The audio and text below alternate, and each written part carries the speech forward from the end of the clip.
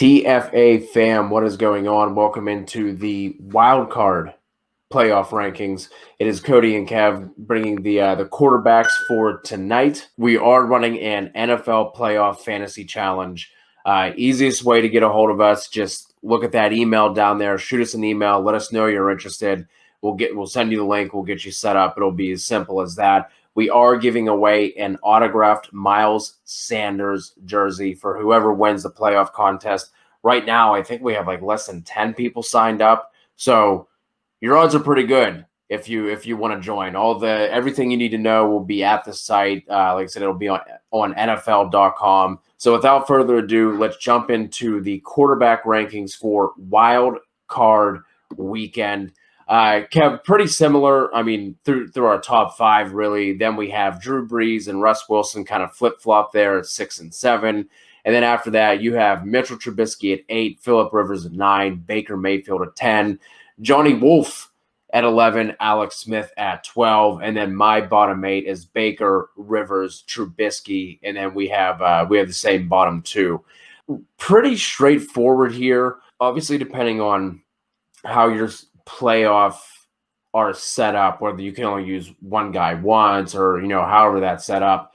Who are you most interested in here for wild card weekend? Josh Allen has absolutely balled this season. He had a little bit of a drop off there for a short period of time, and then really has started to pick up again. So if you look at Josh Allen, he has done a really good job this year, even against really tough opponents. Right, San Francisco's been really good against the pass. He threw for 375 and 4 touchdowns against them. Pittsburgh 240, 2 touchdowns. That was a game that they kind of manhandled. They didn't have to do as much on through the air.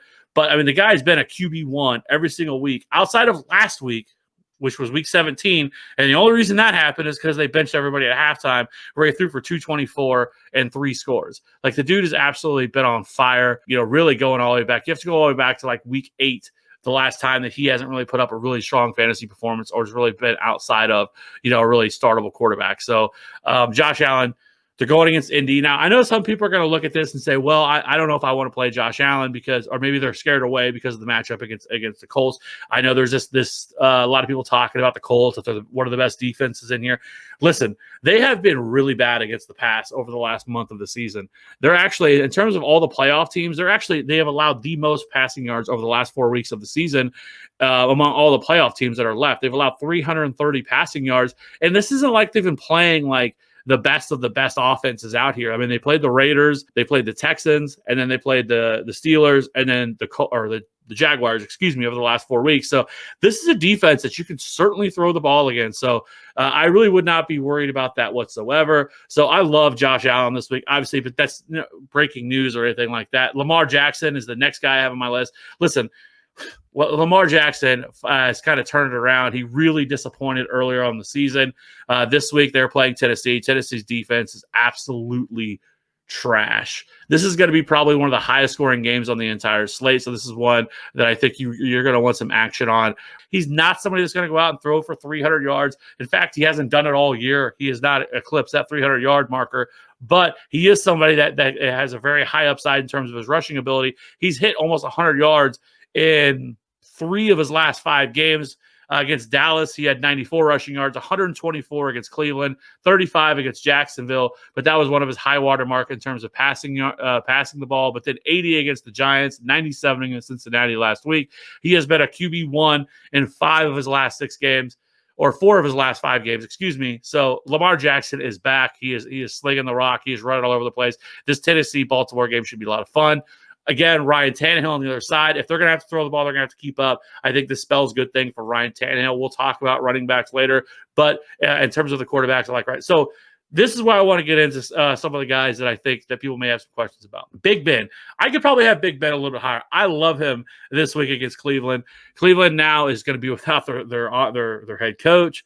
They're missing their left guard, Joe Bitonio, which is sad because the dude has been there for 7 seasons, and this is his first time, obviously going to be in the playoffs, and he has COVID, and he's not going to be there. So that's going to affect that. But on the defensive side, you can certainly throw the ball against the Cleveland pass defense. These two teams just obviously played each other. I like Big Ben quite a bit in this game. I think this is a matchup where you can look at some of these wide receivers as well. Giving him a week off probably was going to help him more so than other quarterbacks due to his age and his health. So for me, that's why I picked there. Now, I know some people are going to look at this and say, whoa, why do you guys have Tom Brady so low? Like Tom, especially Brady, who has been balling over the last month of the season and is really crushing it, right? For me, the biggest thing I'm worried about is that they're playing Washington. And this Washington football team has one of the best front seven in all of football. They can pressure you and get after the quarterback. And that is a big problem for Tom Brady, because Tom Brady has been terrible when he's been pressured this year. He is 29th in pressure, his pressure completion percentage on the season. And so I don't love this matchup for this Buccaneer offense. They're going to be on the road. They're going to be playing Washington. Now, I get it. Alex Smith, is probably going to be the quarterback. Possibly they've talked about mixing in Taylor Heineke as well. So I expect this game to be a little more low scoring, but I don't love Tom Brady. I could probably drop him down a little bit further here than what I have him, just because I don't have any faith in him, especially with this front that they're about to get with Chase Young and company. So I would tread very lightly with playing Tom Brady. Russell Wilson, listen, it's crazy that we have Russell Wilson on this weekend slate, and we both have him pretty low. But they're just not throwing the ball as much. They're leaning on their defense. Their defense has really turned it around over the second half of the season. And, they're just not throwing the ball as much. I think he's like 6th or 7th among all quarterbacks on this slate in terms of attempts on the season. So they're just not having to throw the ball as much and opening up the offense. And if it's John Wolford back there, I have no fucking faith that Russell Wilson is going to be throwing the ball. So whether it's Wolford, whether it's Jared Goff, I don't really care that much, especially as well as Seattle's defense has been playing. So that's why I have him a little bit lower. Drew Brees, I kind of can go back and forth on this. I do expect Michael Thomas to return, which is going to be a big boost for this, and Alvin Kamara should be back because they are playing on Sunday. If they were playing this game on Saturday, the NFL did them a solid, because if they were playing this game on Sunday, or Saturday, they would not have Alvin Kamara for this game. But because it's on Sunday, he will be eligible to return, so he should be able to come back. He'll have a full complement of weapons. But this Chicago defense has still been a formidable defense, and I don't know what to expect from Drew Brees, because Drew Brees certainly looks like he is cooked and probably should end up retiring, to be honest with you. He just doesn't have it anymore. Over the last 4 games, he's been okay. He's shown some moments, but I just can't trust Drew Brees against the Chicago defense. And then the other guys we have here, Mitchell Trubisky, Phillip Rivers, Baker, damn sure am not playing Baker Mayfield against Pittsburgh. Pittsburgh is a team that obviously is one of the best defenses in all football. They can get after the quarterback, and Baker Mayfield has been fucking terrible. It's whenever you've been pressured. When he is under pressure, much like Tom Brady has been this year, I think he's like 34th among all quarterbacks, his pressure completion percentage on the season. So I don't love Baker in this matchup, so that's why I have him lower at 10, right below the unplayable guys. Yeah, I really don't have too much else to add. I will say Lamar Jackson, if you remember last year in this matchup, now obviously things have changed, but what 300 over 300 passing yards, almost 150 rushing yards. Now this was the game where Baltimore looked like they were just going to coast into the Super Bowl, and they got smacked. So they were playing from behind, but it is going to be fun to see if, what kind of rematch we get there. 4, 5, and 6 for me, especially as you're talking, I could kind of flip-flop these guys a lot of ways, because I am curious how much last week is kind of playing into Ben. Like we were both talking beforehand, like we kind of wanted to have him at 3, could have pushed him up to 3. Other than that, like Ben had been looking awful leading up to that game. Tom Brady, the only thing I want to add there, Washington is tied for the 3rd highest pressure rate. You're already talking about that's kind of the way that we know that you need to get to Brady, but I don't see them losing that game. Just might not be the high fantasy output.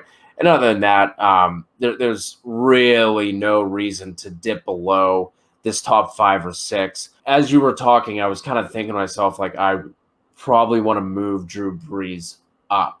Well, just one of the reasons being with the questions with Tom Brady, Big Ben, does he go out and just sling it the way he did? Obviously, the matchup is nice for him, better than the Colts matchup.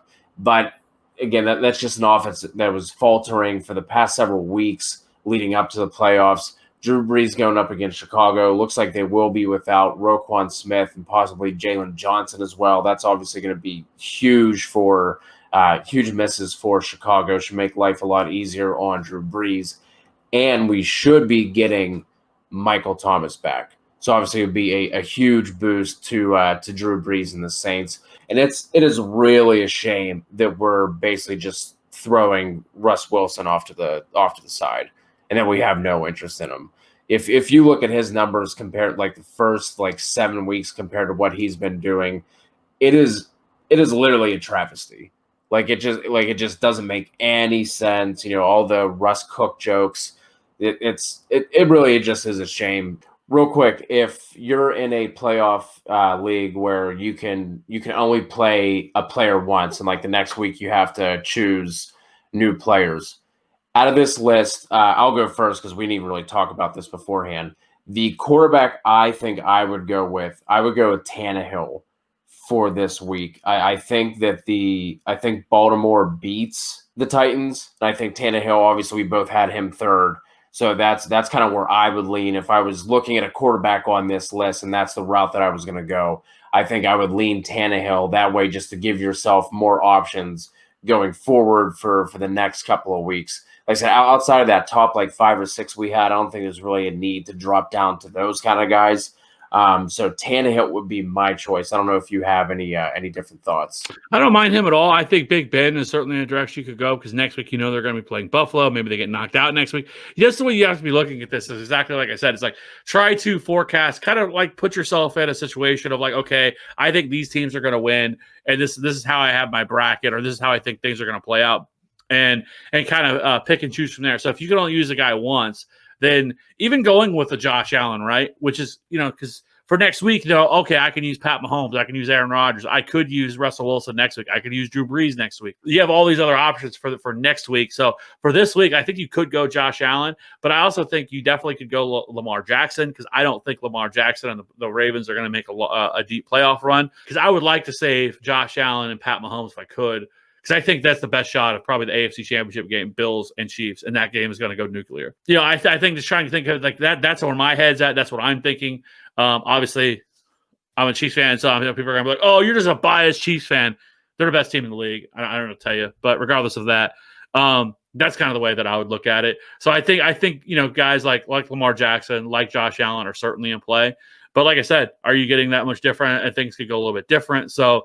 That's just the way that I would look at it. Guys, if you have any questions, drop them in the comments below. Let us know what your playoff setup is like, and we'll make sure we answer those. And don't forget, if you want to do the NFL Playoff Challenge with TFA, hit us up on the email. Let us know you're interested. And like I said, whoever wins is getting an autographed Miles Sanders jersey. Be sure to be looking out for the other videos that we're going to be dropping, and we'll talk to you guys soon. Good luck this week.